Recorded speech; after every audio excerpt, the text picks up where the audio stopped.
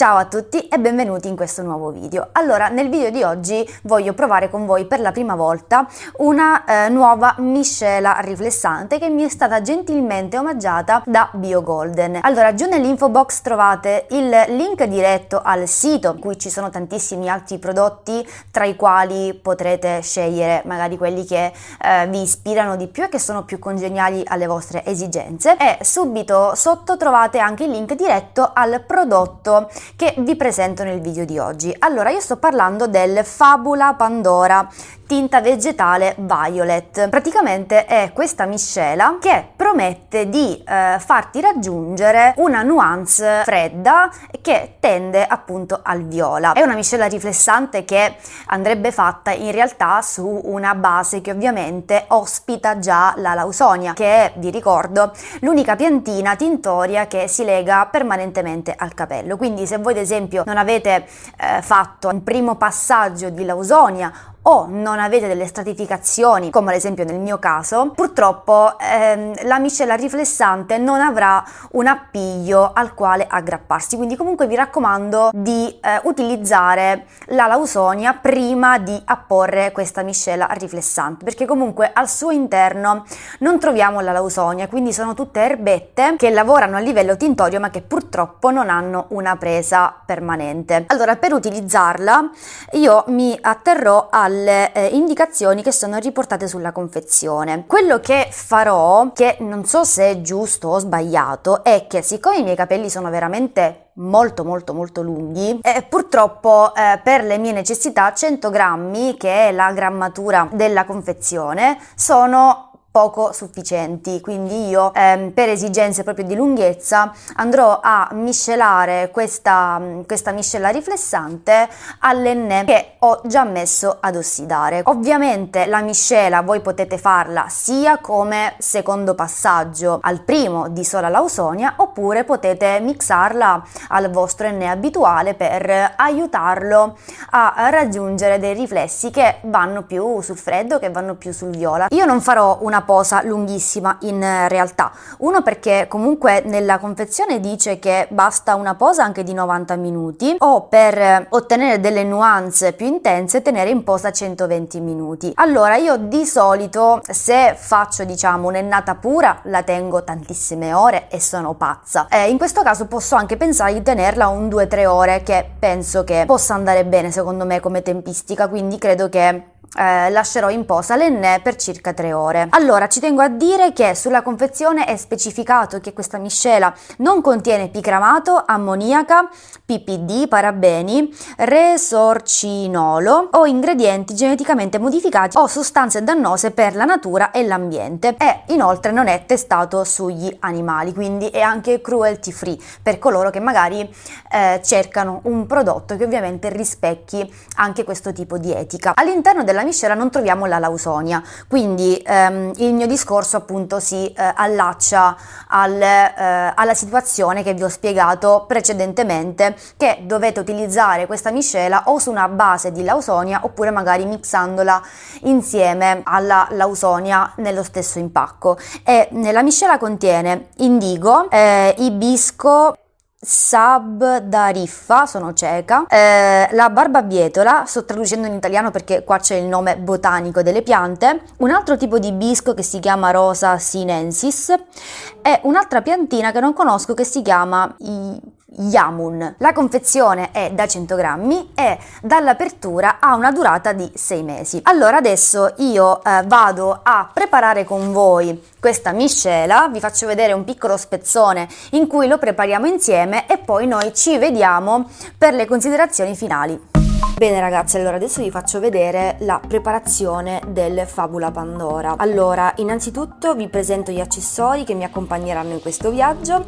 Da questa parte dell'acqua calda come consigliato sulla confezione, la scodellina per preparare la miscela, il pennello da parrucchiera, qua abbiamo delle forbici per aprire il pacchettino, dei guanti e da questa parte l'enne freddo messo ad ossidare ieri.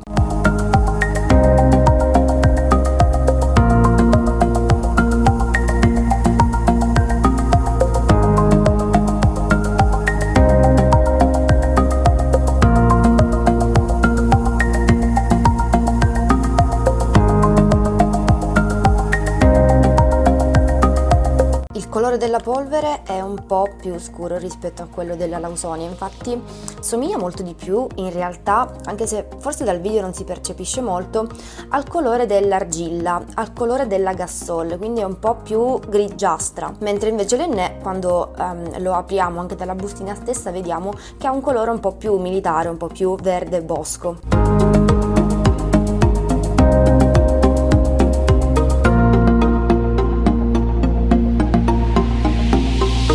Ok, fatto questo vado a miscelare la polvere con l'acqua calda utilizzando il pennellino da parrucchiera.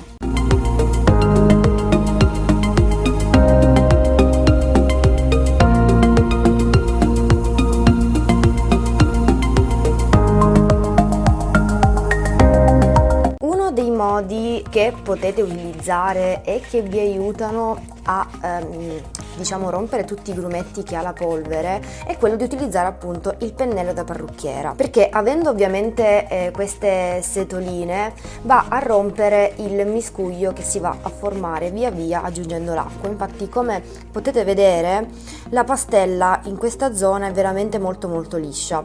Ovviamente quando ad esempio utilizzo l'Ennè, che è tantissimo, perché normalmente io utilizzo 250 grammi di Ennè se decido di ennare dalle radici alle punte. Di solito le punte in realtà cerco di saltarle perché si seccano veramente tantissimo e quindi complessivamente molto spesso faccio 200-210 grammi, ma quando mi ritrovo a dover gestire una quantità di polvere di 250 grammi ovviamente la ciotola sembra piccolissima, quindi è un po' difficile. Quindi per questioni proprio di essere più sbrigativi, più veloci, faccio tutto con il cucchiaio di legno, però mi rendo conto che in realtà una tecnica veramente molto utile per rompere tutti questi grumetti, anche se poi nel miscuglio generico non sono particolarmente limitanti o invasivi, è proprio quello di andare a romperli aggiungendo via via dell'acqua con le setoline del pennello da parrucchiera.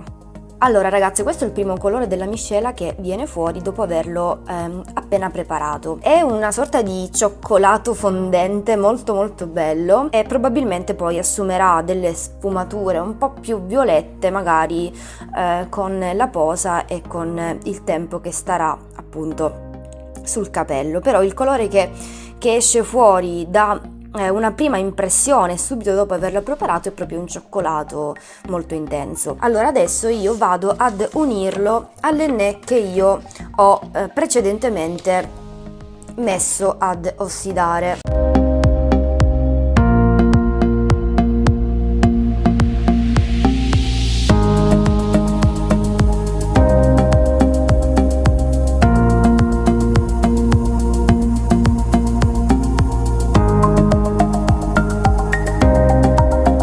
Si amalgama benissimo, potete vederlo anche da voi stesse che proprio la trama delle polveri è veramente morbidissima. In realtà questo Ennè io ieri l'ho miscelato soltanto con la paletta di legno, quindi non mi spiego com'è che non abbia grumi. Probabilmente è una ottima polvere e mi piacerebbe potervene parlare anche in un video apposito. Magari ditemi se vi può interessare. L'Ennè è questo qui, giusto per farvi vedere. Magari vi posso fare una piccola recensione su questa polvere perché veramente mi sembra ottima, un ottimo accompagnatore a questa nuovissima miscela. La miscela è pronta, adesso io vado a stenderlo a capelli puliti. Ieri sera ho fatto lo shampoo, quindi i miei capelli sono puliti ma asciutti. Poi andrò a tenere in posa circa 3 orette, poi noi ci vediamo dopo per le considerazioni finali e le foto.